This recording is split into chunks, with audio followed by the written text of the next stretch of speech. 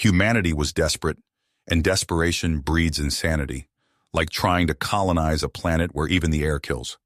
Captain Benjamin Kennedy stared at the hellish world below, lightning storms ripping across a toxic sky. Lethal winds whipped over jagged obsidian mountains. Unnatural predators stalked the bone forests of the planet's surface. Every scan confirmed it. This world killed everything it touched.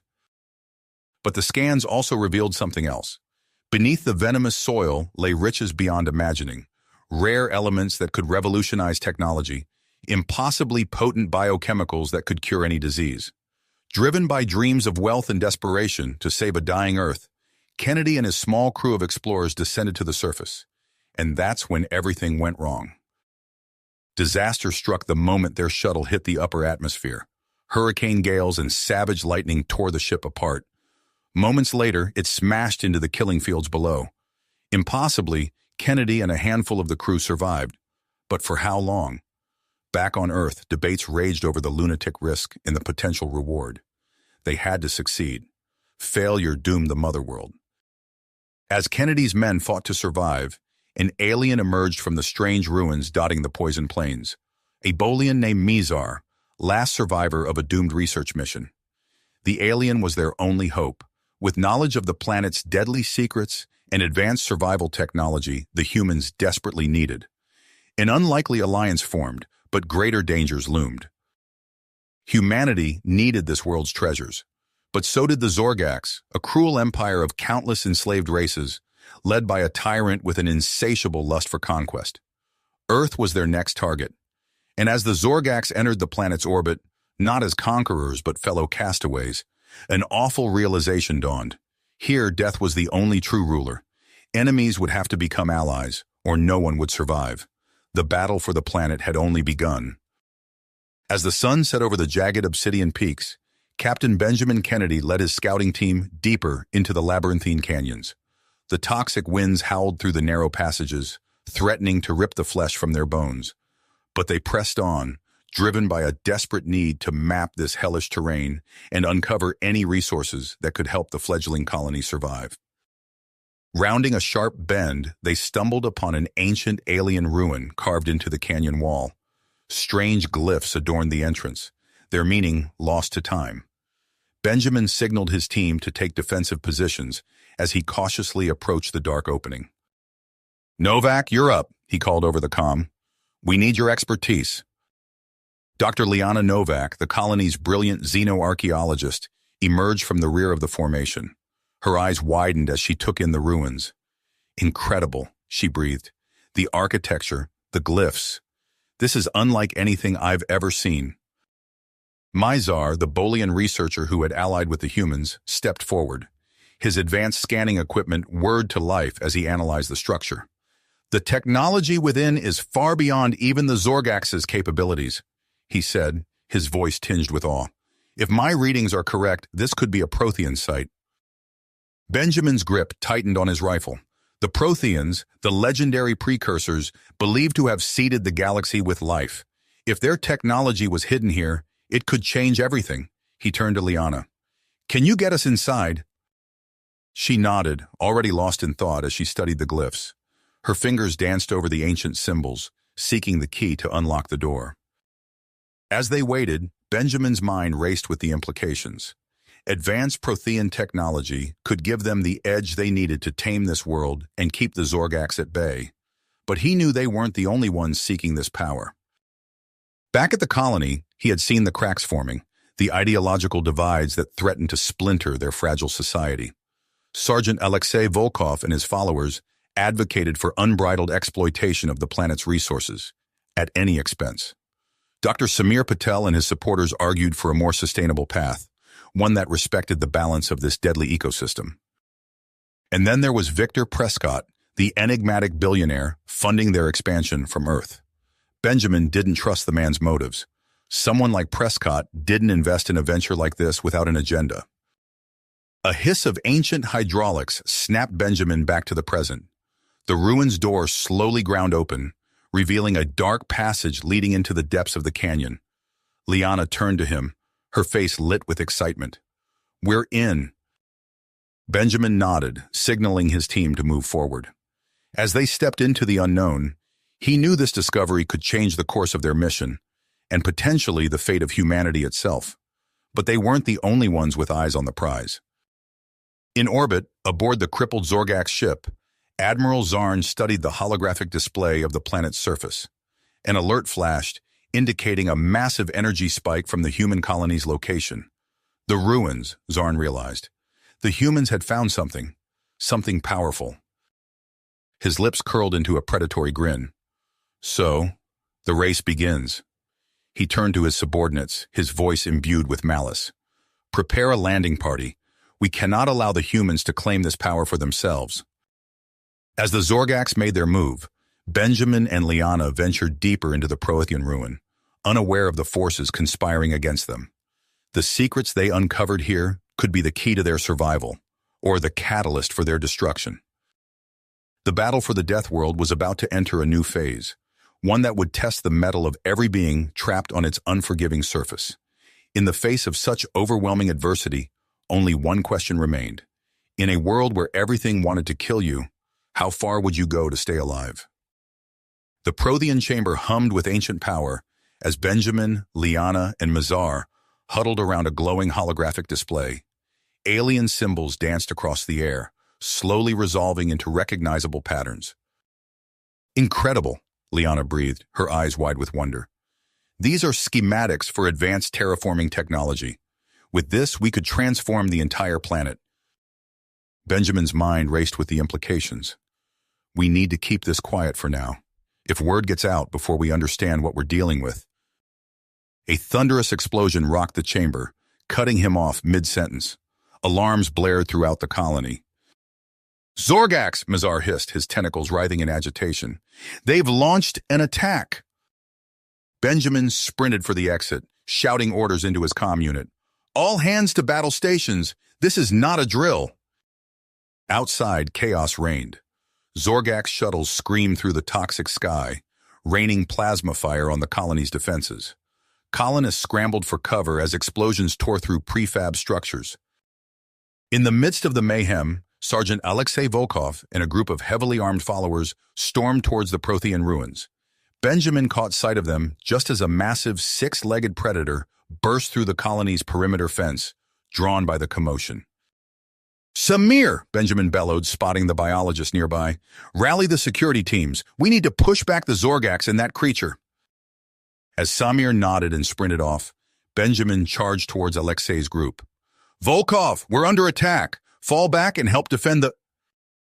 A stray plasma bolt struck the ground at Benjamin's feet, sending him flying. He slammed into a rocky outcropping, pain exploding through his body. As darkness crept into his vision, he saw Alexei disappear into the Prothean ruins. When Benjamin regained consciousness, the world had changed. Dr. Samir Patel stood over him, looking haggard but determined. The Zorgax, Benjamin croaked. Driven back for now, Samir replied.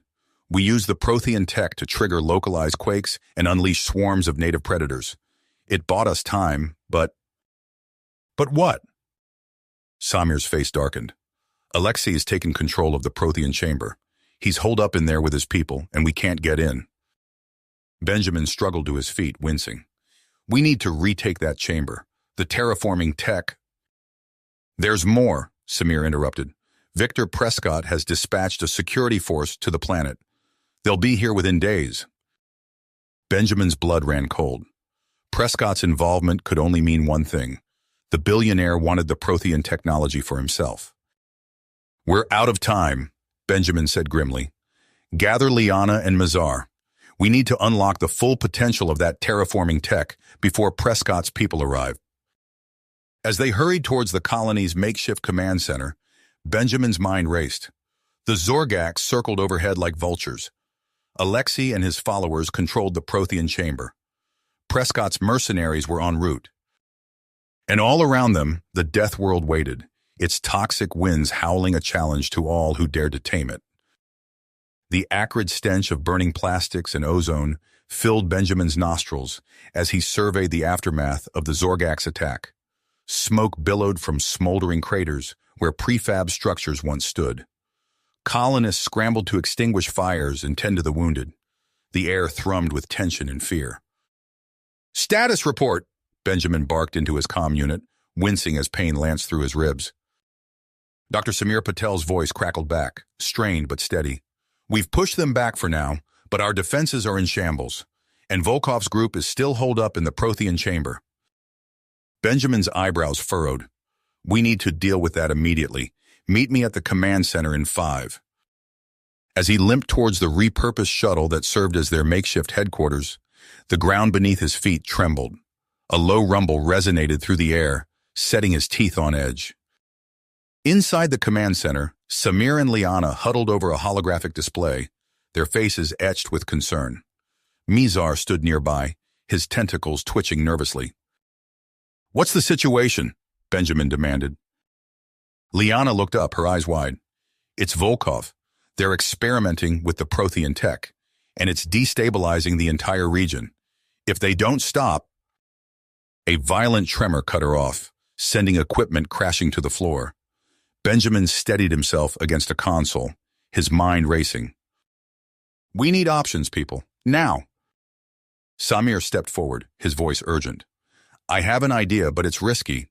If we combine what we know of the Prothean technology with Mizar's Boolean science, we might be able to create a localized terraforming field." Benjamin's eyebrows shot up. "Terraforming? In the middle of a battle?"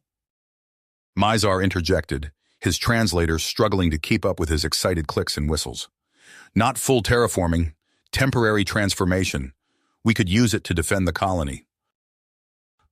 Before Benjamin could respond, alarms blared throughout the compound. A panicked voice came over the comm system. "Multiple bogies incoming! Zorgax ships entering the atmosphere!" Benjamin sprinted to the view screen, his injuries forgotten. His blood ran cold at the sight that greeted him. Zorgax warships filled the toxic sky, their plasma cannons glowing with deadly intent. But that wasn't all. Sleek, unmarked shuttles streaked through the clouds. Shuttles that bore an unmistakable resemblance to Prescott Industries' designs. "They're working together," Benjamin breathed, the realization hitting him like a physical blow. "Prescott's betrayed us." As explosions rocked the colony, Benjamin turned to his team, his voice steel. "Samir, Liana, Mizar, get to work on that terraforming field. It's our only shot. I'll coordinate our defenses." The next hours passed in a blur of chaos and desperate action.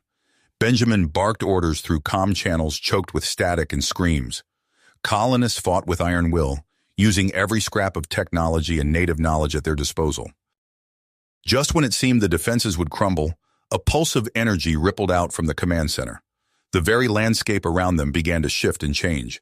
Howling sandstorms erupted from nowhere, scouring Prescott's troops from the battlefield. The ground buckled and heaved, creating a natural fortification around the colony's perimeter. Benjamin watched in awe as the Zorgax ships struggled against suddenly unfamiliar air currents, their bombardment faltering. A fierce grin spread across his face. They had done it. They had bought themselves time. But the reprieve was short-lived.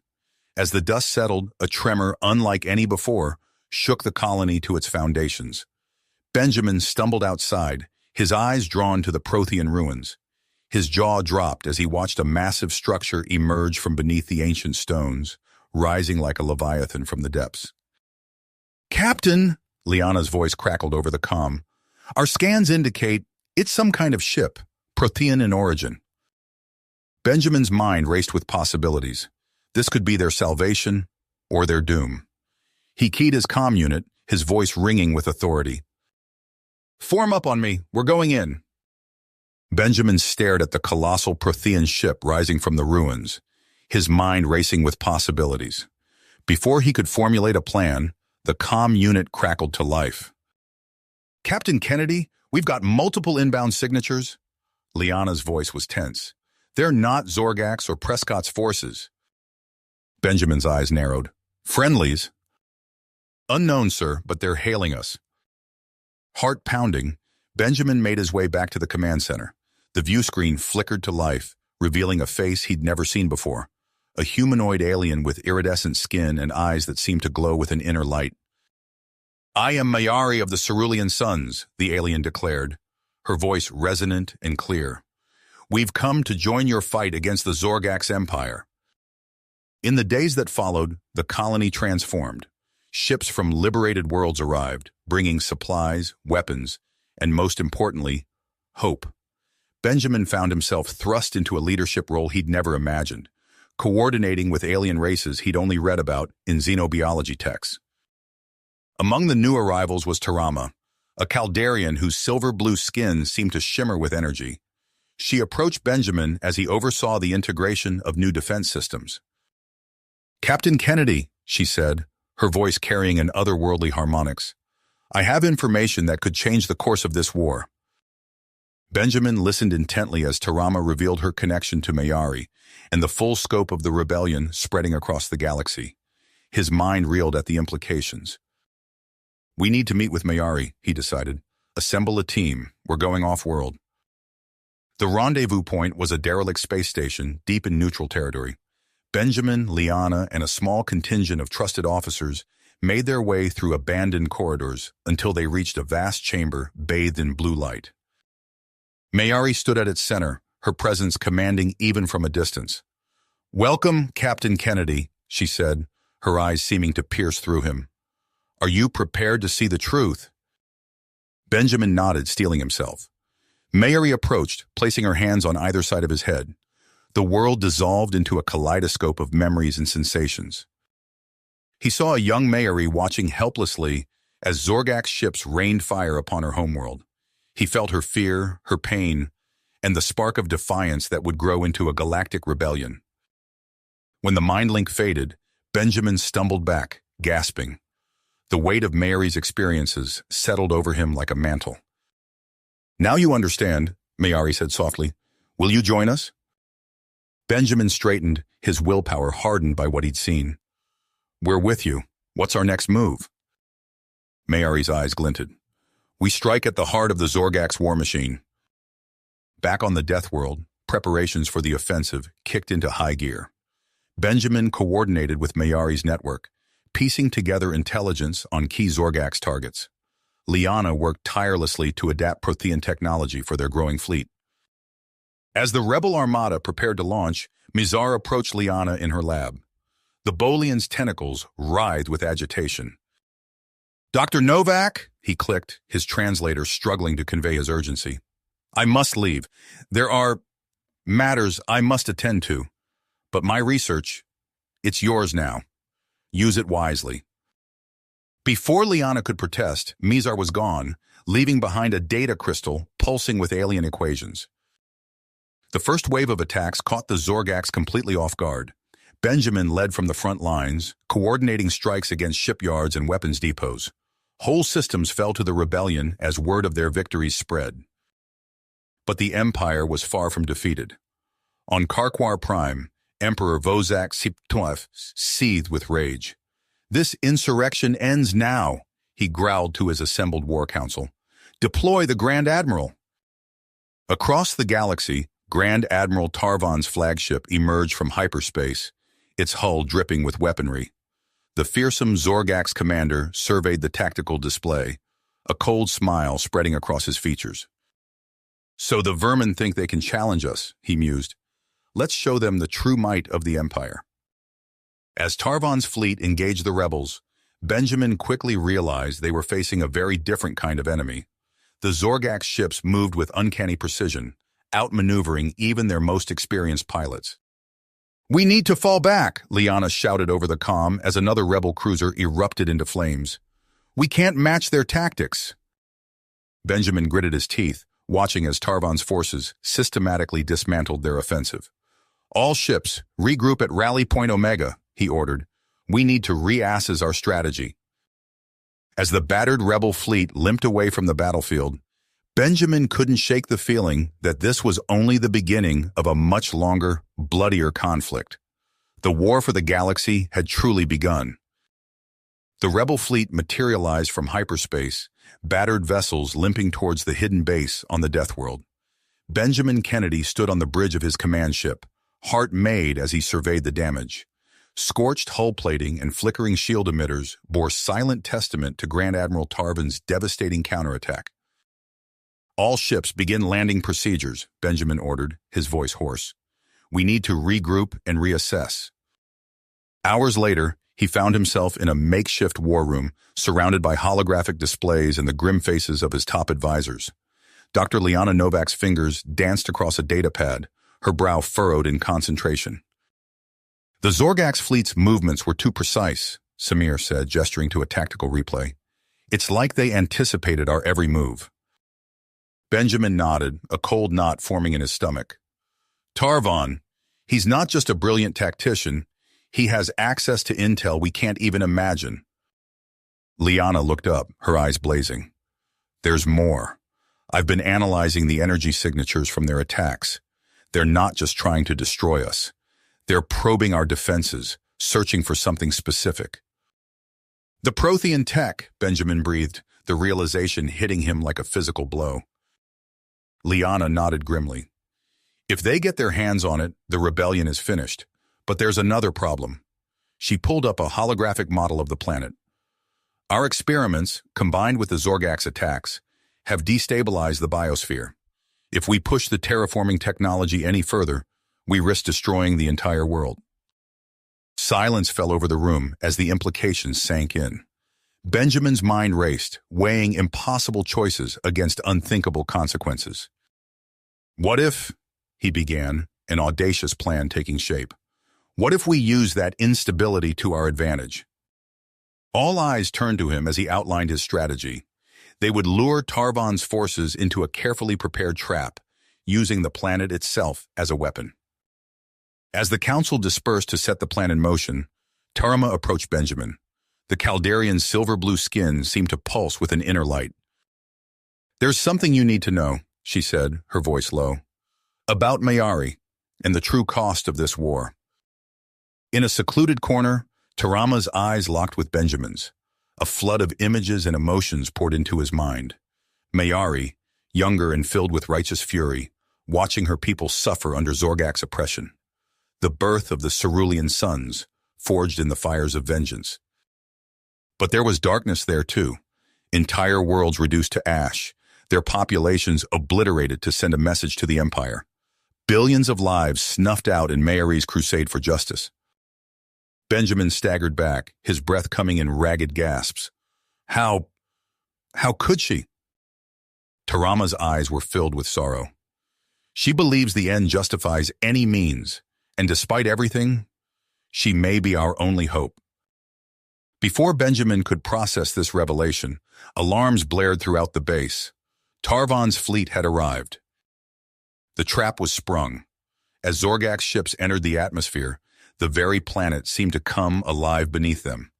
Continental plates shifted like tectonic waves, swallowing entire squadrons.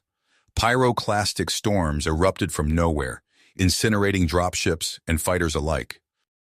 Benjamin stood in the command center, watching the carnage unfold on tactical displays. Liana's voice crackled over the comm, strained with effort as she and her team manipulated the terraforming matrices. We can't hold this for long, she warned. The planet's core is becoming unstable. But Benjamin's eyes were locked on a single blip. Tarvan's command ship descending towards a network of underground caverns. I'm going after him, Benjamin announced, strapping on an environment suit. Keep the fleet occupied. Magma coursed through twisting tunnels as Benjamin pursued his nemesis. The very air shimmered with heat, rock liquefying and reforming with each step. He caught glimpses of Tarvan ahead, the Zorgax admiral's armor gleaming in the hellish light. A massive tremor shook the cavern. Tarvan stumbled and Benjamin seized his chance. He lunged forward, tackling the Zorgax to the ground. They grappled at the edge of a chasm, magma bubbling far below. It's over, Tarvan, Benjamin growled.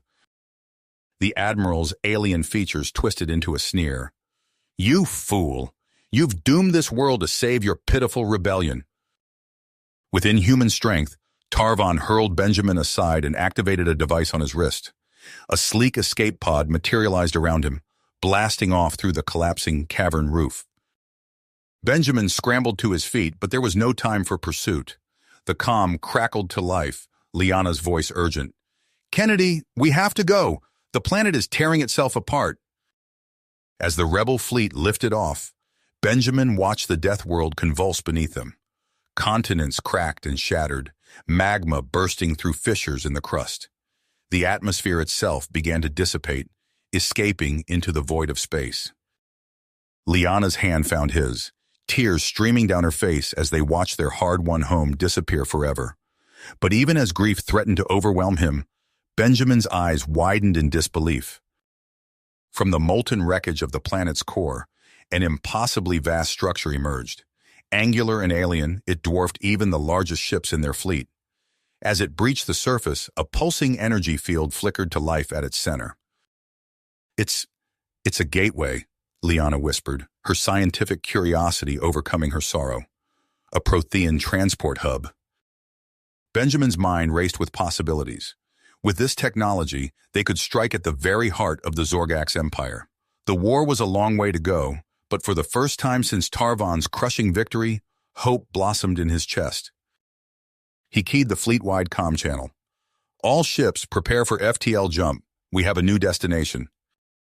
The Prothean gateway pulsed with ancient energy as the rebel fleet emerged into the Carquois system. Benjamin Kennedy stood on the bridge of the Hephaestus, his eyes fixed on the gleaming jewel of Carquois Prime. "We're in," he said, his voice low. "Liana, begin the terraforming sequence." Dr. Novak's fingers flew across her console, initiating the carefully calibrated attack. The planet's surface rippled as if alive, tectonic plates shifting with unnatural speed. Massive fissures opened in the imperial capital, swallowing entire districts. "Atmospheric contamination at 60%, Liana reported. Seismic activity increasing exponentially." Benjamin nodded grimly. "Mayari, your team is clear to move."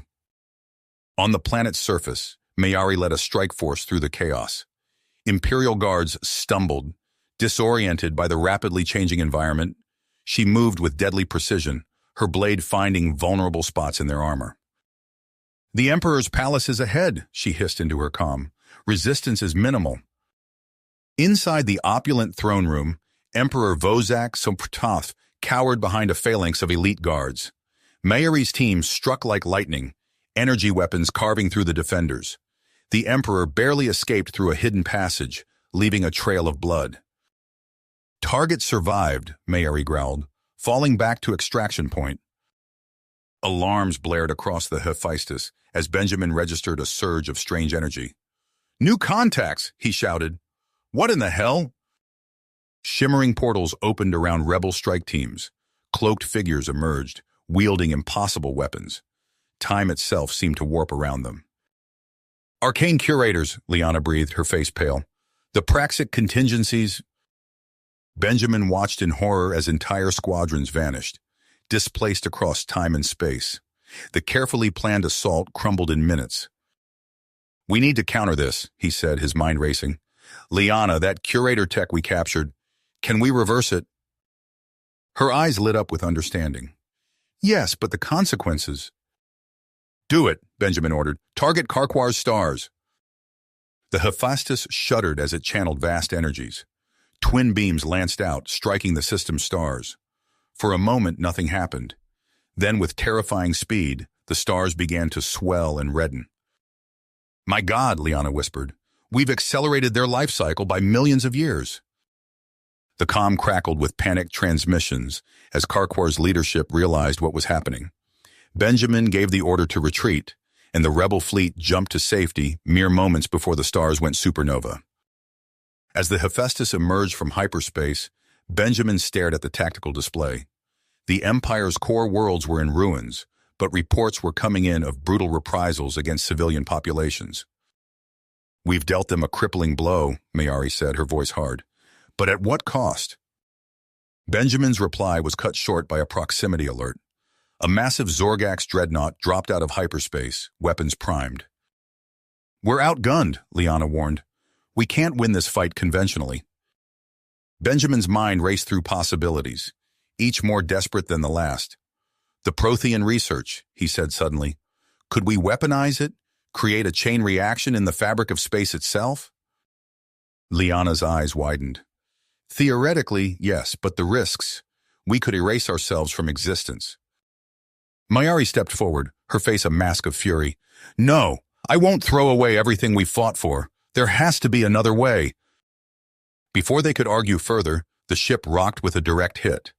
Through the view screen, Benjamin saw a figure materialize on the dreadnought's bridge. Admiral Zarn, transformed into something no longer fully Zorgax. "Your resistance ends here," Zarn's voice boomed across all frequencies. "Surrender, and your deaths will be quick." Benjamin's hand hovered over the console, the weight of galaxies on his shoulders. Activate the Prothean device and risk oblivion, or face certain defeat at the hands of the reborn Admiral Zarn. The choice would shape the fate of civilizations. Benjamin's hand trembled over the console. The weight of galaxies pressed down on him as Admiral Zarn's ultimatum rang in his ears. He glanced at Mayari, her face a mask of purpose. "No," Benjamin said, pulling his hand back. "We can't risk erasing ourselves from existence." Mayari nodded, relief flashing across her features. "Then we fight." The Hephaestus shuddered as another volley from Zarn's dreadnought slammed into its shields.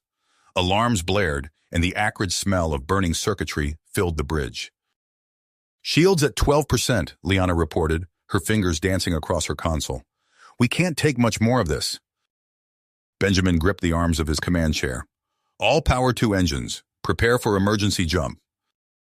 But before they could execute the maneuver, a shimmering portal opened on the bridge. Admiral Zarn stepped through, his form now a grotesque fusion of Zorgax and something other.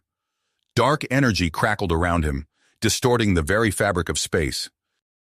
"Your rebellion ends here," Zarn intoned, his voice resonating on multiple frequencies. Benjamin drew his sidearm, but Zarn merely waved a hand. The weapon disintegrated, reduced to subatomic particles in an instant. "You cannot comprehend the power I now wield," Zarn continued, raising his arms. The air around him seemed to warp and twist. Liana's eyes widened in horror. "He's generating localized entropy fields." The effect was immediate and catastrophic. Metal panels aged centuries in seconds, rust spreading like a virulent infection.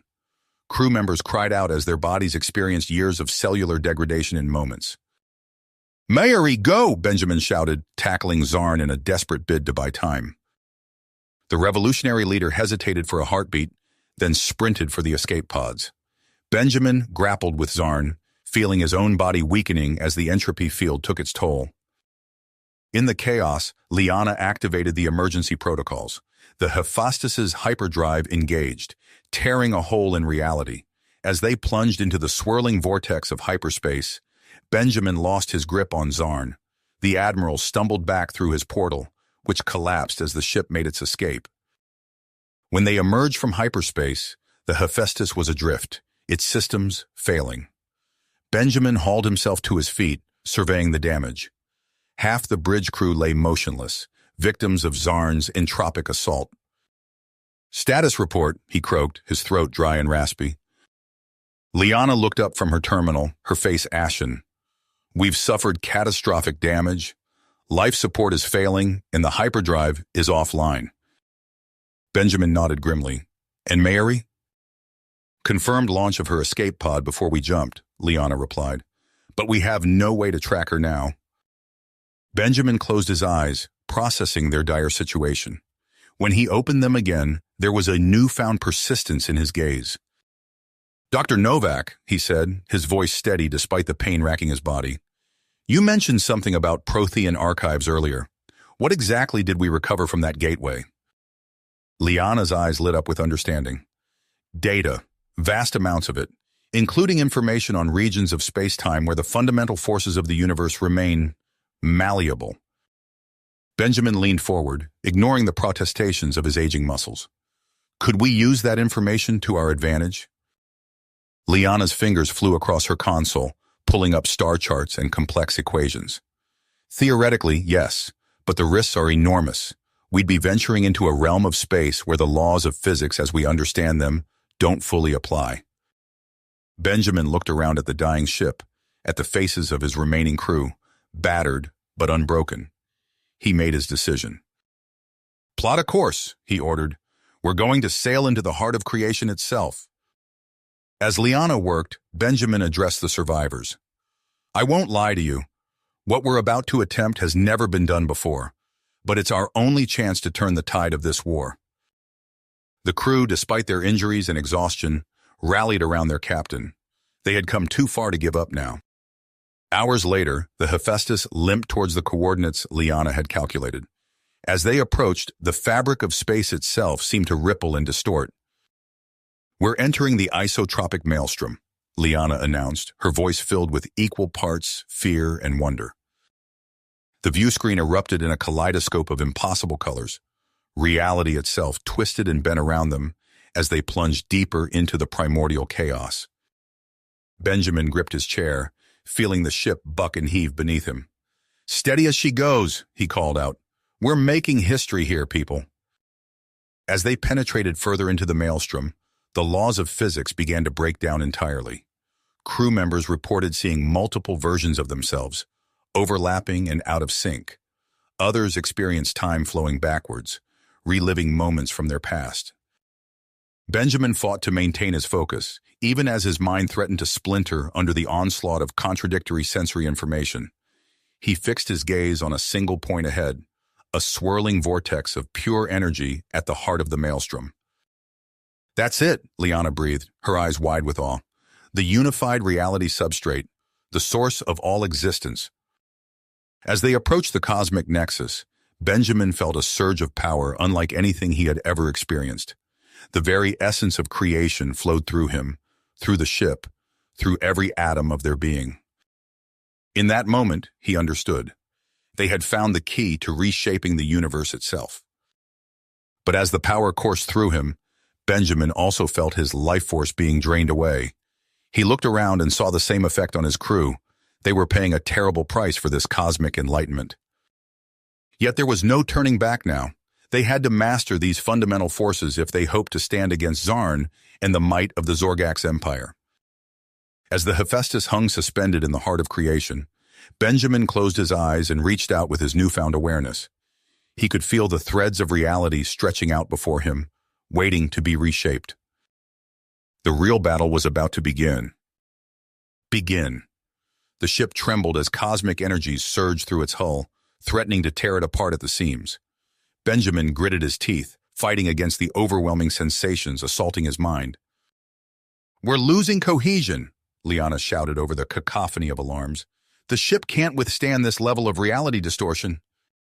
Benjamin's vision blurred, multiple timelines overlapping in his perception. He saw flashes of possible futures, some filled with hope, others with despair. With supreme effort, he focused on a single thread of possibility. "Initiate emergency recall," he commanded, his voice distorted by the warping of space-time. "Get us out of here." The Hephaestus shuddered violently as its systems engaged, tearing a hole back into normal space. They emerged into the inky blackness of deep space, the ship barely holding together. As the crew regained their bearings, Benjamin slumped in his chair, exhausted beyond measure. "Status report," he managed to croak out. Liana's fingers danced across her console, her face pale. "We've suffered extensive damage, but life support is stable.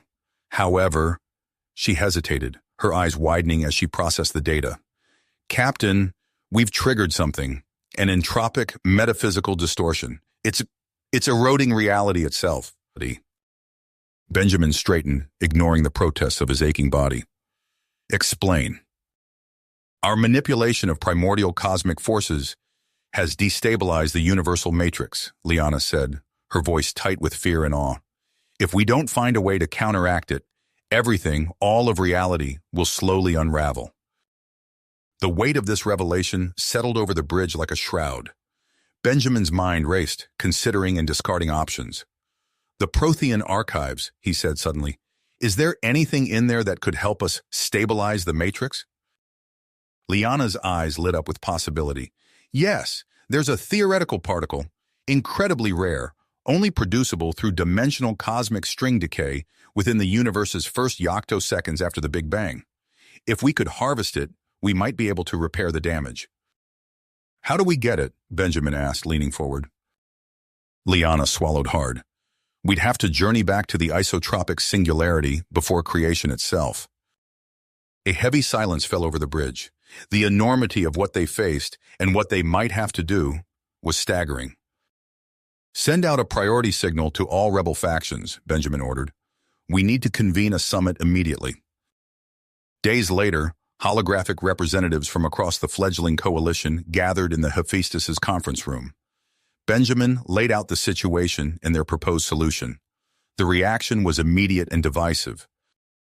Mayari, her form shimmering with impossibly strong energy, spoke first. "This is madness," she hissed. "We've already meddled too much with forces beyond our comprehension. To attempt this, it's blasphemy against the very fabric of existence." Murmurs of agreement rippled through the assembly. Benjamin raised his hands, calling for calm. "I understand your concerns," he said, "but if we do nothing, everything we've fought for will be undone. Not by the Zorgax, not by any enemy we can fight, but by the slow decay of reality itself." Before he could continue, alarms blared throughout the ship. Liana's voice came over the comms, urgent and afraid. "Captain, we're detecting multiple incursions across Coalition space. It's the Zorgax. They're back." The holographic display shifted, showing real-time tactical data. Benjamin's blood ran cold as he saw the pattern of attacks. This was no random strike. It was a coordinated offensive, led by a mind that understood strategy all too well. "Grand Admiral Tarvin," he breathed. "He survived Karkwa." The coalition representatives erupted in a cacophony of voices, fear and anger mingling in equal measure. Benjamin raised his voice above the din. "We have no choice. We must put aside our differences and face this threat together. The cosmic venture will have to wait." As the coalition scrambled to mount a defense, Benjamin retreated to his quarters. He stared out at the stars, feeling the weight of command more heavily than ever before. They had overthrown a tyrannical empire, only to face an even greater threat, not just to their freedom, but to existence itself. He closed his eyes, reaching out with the cosmic awareness he had gained in the heart of creation. He could feel the threads of reality stretching, fraying at the edges. Time was running out. Benjamin opened his eyes, his willpower hardening. They would defeat Tarvon and his resurgent Zorgax forces. And then, despite the toll, they would find a way to save reality itself. The alternative was unthinkable. He turned from the viewport, ready to lead his people into battle once more. The fate of all existence hung in the balance, and Benjamin Kennedy would not let it fall. The Hephaestus shuddered as another shockwave rippled through space-time. Benjamin gripped his command chair, watching helplessly as the tactical display flickered with reports of vanishing star systems. "Liana, status update," he barked, his voice hoarse from hours of issuing orders. Dr. Novak's fingers flew across her console, her face ashen. "The entropy field is expanding exponentially. We've lost contact with the Orion sector. It's just gone." A deathly silence fell over the bridge. Benjamin closed his eyes, the weight of their actions pressing down on him like a physical force. They had sought to wield the power of creation, and in doing so, had set in motion the unraveling of reality itself. The ship's comms crackled to life. "Kennedy!" Mayari's holographic form materialized, her eyes blazing with fury. "Your human arrogance has doomed us all. We should never have trusted you with forces beyond your comprehension." Benjamin stood facing the technopath revolutionary. "Mayari, please, we need to work together if we're going to—" "No," she snarled, cutting him off. "My people will find our own salvation. The Cerulean Suns are leaving your doomed coalition." The transmission cut out abruptly. Benjamin slumped back into his chair, the divide in their fragile alliance widening by the second. Alarms blared throughout the ship. Liana's eyes widened as she processed the incoming data. "Captain, we're detecting a temporal anomaly. There's a ship materializing off our port bow." The view screen flickered to life, revealing a battered vessel emerging from a swirling vortex of chronal energy. Its hull was scarred and pitted, bearing the marks of eons adrift in the cosmic void. "Life signs?" Benjamin asked, leaning forward. Liana shook her head. "None, but there's an automated distress beacon, and, Captain, you need to hear this." She tapped a command and a fragmented transmission filled the bridge. Benjamin felt the blood drain from his face as he heard his own voice, distorted and filled with anguish, warning against the very path they now tread. Doomed everything to entropic oblivion, his future self's voice crackled. All I have left is to send this message back through the time stream, a final futile act of penance. The message cut out, leaving the bridge in stunned silence. Benjamin's mind raced, grappling with the implications of this paradoxical warning. "It's a trick," he said finally, his voice barely above a whisper. "It has to be." Liana turned to face him, her expression a mix of fear and grit. "Or it could be a message from a parallel quantum reality. Captain, we can't ignore this." Benjamin stood pacing the bridge as he weighed their options. The fabric of reality was unraveling around them, entire worlds blinking out of existence, and now a warning from a potential future self, urging them to abandon their last daring plan. He came to a stop, his tenacity hardening. "We press on," he declared, meeting the eyes of each crew member in turn. "That future is not set in stone. We have the power to reshape reality itself. We can't give up now." Liana nodded, a flicker of hope rekindling in her eyes.